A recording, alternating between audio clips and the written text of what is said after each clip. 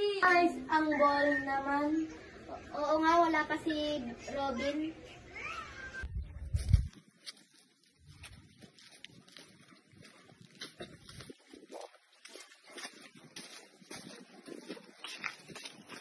Good morning, class. Good morning, ma'am.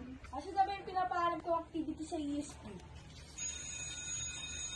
Good morning, ma'am. Sorry, I'm late. Okay lang, umupo ka na doon. Ito yung lagawin yung activity sa ESP by group. Sige po, ma'am. Thank you po. So, sa pag-respect tayo kayo sa kapwa magsimula. Unahin na lang natin yung mga mahahaba para mas mabilis tayo matapos. Tapos ihuli na lang natin yung pagbibigay respeto sa kapwa. Oo.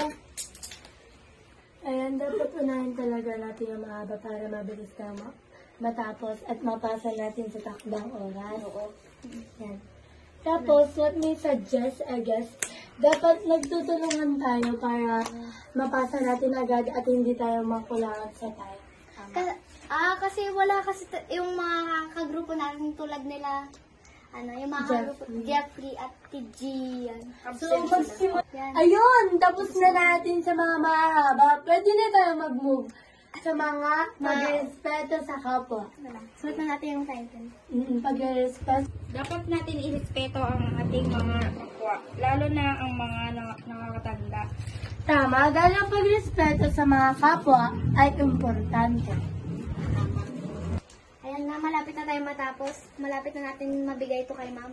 Oo, isa na lang. Matatapos na natin.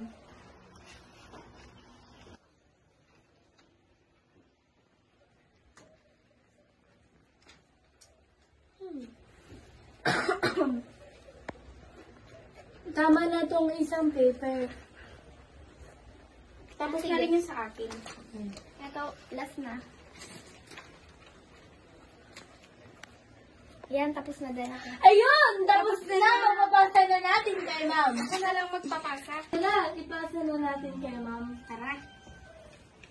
Ma'am, ito po yung ginawa namin. Very good, class.